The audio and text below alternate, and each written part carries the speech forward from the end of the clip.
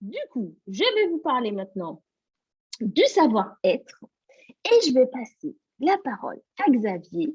Pourquoi? Parce que Xavier, il a été commercial pendant plus de 20 ans.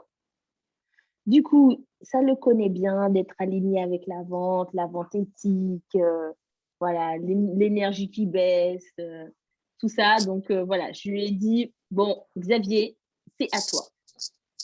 Comment ça va? Est-ce que tout le monde va bien avec l'énergie qu'envoie notre ami Gwenaël?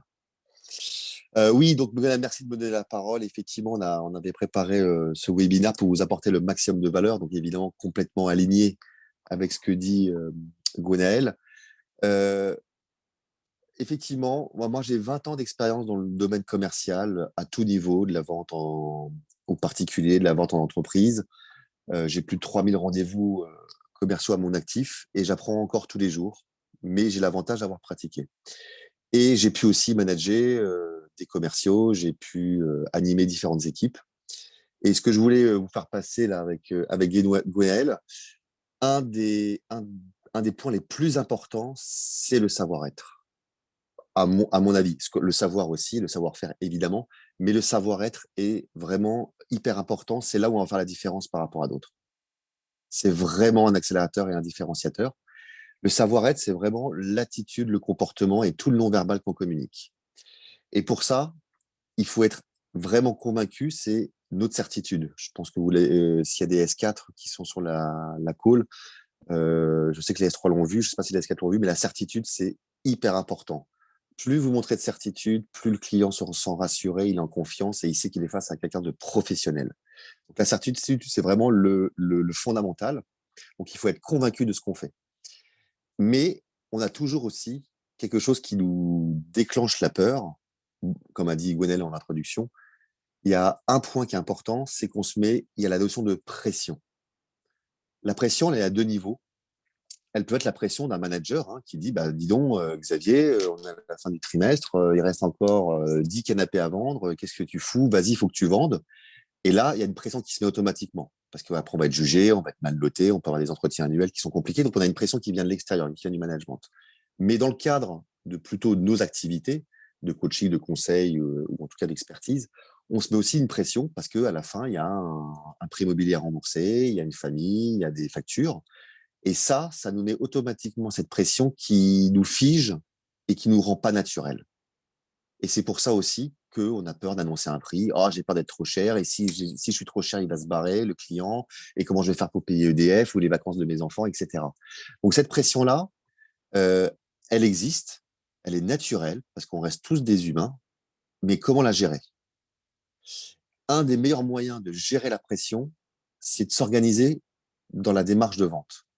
Donc, effectivement, il y a savoir les compétences, savoir le faire, pratiquer, il y a le savoir-être.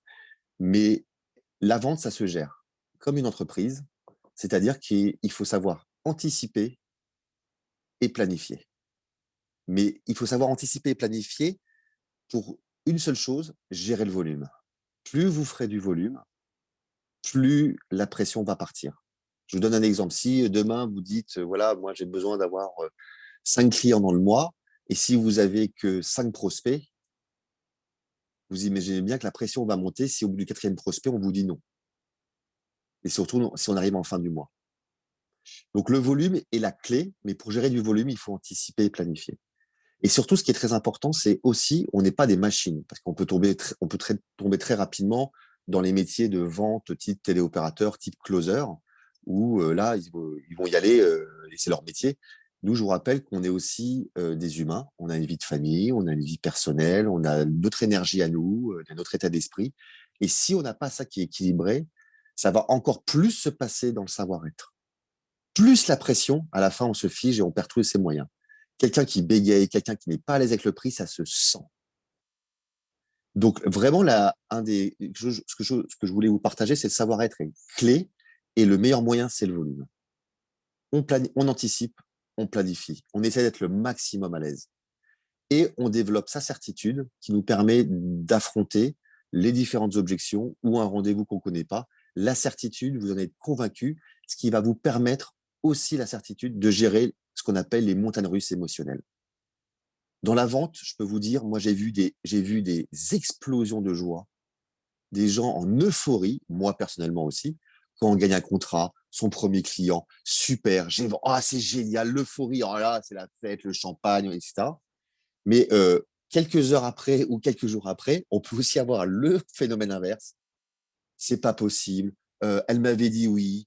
Il m'avait dit qu'il m'envoyait son bon de commande. Ah bah je l'ai pas eu. Ah bah mince, il est malade. Ah bah oui. Et l'autre aussi, il pouvait pas. Et mince, et compliqué. Et tout d'un coup, on tombe dans le bas émotionnel qui est très difficile à vivre parce que là, il y a une remise en question automatique. Mais est-ce que je suis fait pour ça? Et est-ce que j'ai bien fait de quitter mon boulot? Et est-ce que j'ai vraiment envie de vivre? Etc. Et là, on est au fond de la piscine. Et là, le fond de la piscine, soit on y reste, mais généralement, on peut pas rester longtemps parce qu'il faut respirer. Soit on arrive à trouver la petite énergie qui permet de simplement de se mettre sur ses genoux et donner un appui, je ne sais pas si vous voyez l'image de la piscine, et hop, repartir à la surface. Et où trouver cette petite énergie? C'est sur la motivation et pourquoi je fais ça. Et surtout, si vous avez encore un niveau énergétique, quand je parlais des calibres, vous l'avez en ressources physiques. Gérer les pics émotionnels, c'est le plus important. Il faut vraiment, la notion d'équilibre est importante. Les pics de joie, il faut bien sûr, bien sûr fêter des succès, mais il ne faut pas non plus tomber dans l'euphorie. Ah, c'est génial, j'ai eu 2 clients, c'est bon, je vais gagner ça. Pendant toute ma vie, pendant 20 ans, je vais pouvoir acheter la cour. Non, non, non, non. Ok, c'est super, c'est positif, on avance et on se raccorde tout de suite à aussi la notion de planification d'anticipation. Est-ce que je suis en ligne avec mes objectifs? Est-ce que ce que j'avais prévu est aligné, etc., etc. Donc, il y a vraiment cette notion de planification, anticipation qui permet de vraiment se dire combien de gens je vais appeler pour avoir appliqué des ratios de transformation. Hein, c'est pas, j'appelle 10 prospects, je vais avoir 10 commandes. Hein. Il y a des taux de transformation connus, hein, on pourra vous les partager. Voilà. Et on se fixe des objectifs tous les mois, un volume de prospects à appeler, un volume de clients à transformer, et on produit. Et en parallèle, on gère bien son énergie et on est certain de ce qu'on fait. C'est vraiment le plus difficile, le plus challenging, c'est qu'on est au fond de la piscine. Et c'est pour ça que vous avez des ratios, je ne sais pas si vous avez déjà entendu, 10 startups qui se lancent, il y en a 8 qui s'écroulent. Alors, ce n'est pas toujours pour des questions au fond de la piscine, mais souvent, il y a des problèmes. Ah ouais, mais en fait, on s'est planté. En fait, on n'y arrive pas. On s'est pris 3 claques, etc., etc. Il y a des gens qui ont persévéré. Hein. Je vous donne l'exemple de Jeff Bezos, hein, Amazon. Il était dans son garage à vendre son premier bouquin. Il a vendu un livre. L'euphorie, il n'était pas non plus l'extase. Il a eu beaucoup de critiques. Bon, bah, Amazon, je vous explique même pas ce qui se passe après 15 ans. Donc, les montagnes russes émotionnelles, il faut en avoir conscience. Votre niveau énergétique, gérer le volume, et ça va faire partir toutes vos peurs, en tout cas une grosse partie des peurs, et surtout, ça va vous permettre de vous libérer de la pression. Ça, c'est super important. Et n'oubliez pas, on reste des humains. Ça, c'est le plus important. Si la machine doit marcher, il faut mettre du fuel tous les jours dans le moteur. Vous avez beau avoir un super moteur qui connaît toutes les méthodes qui s'est formé dans 15 écoles de coaching, mais s'il n'y a pas le fuel, c'est-à-dire l'énergie, le mental, avoir la capacité de se mettre dans la place de l'autre, d'être en mode créativité quand on est face à un client, parce qu'il faut aussi rebondir avec plein d'aléas, parce que la vente, c'est beaucoup d'improvisation, parce que chaque client est atypique, chaque client a une histoire différente, c'est un lieu différent, et nous, on a aussi nos niveaux à nous. Un matin, on n'est pas forcément en forme, une après-midi, il fait chaud, etc. On a aussi nous. Et tout ça, on n'est pas des robots. Donc, il faut savoir s'adapter. Donc, la créativité, c'est aussi très important pour développer notre faculté d'adaptabilité. Et pour ça, il faut être en énergie permanente haute. Voilà ce que je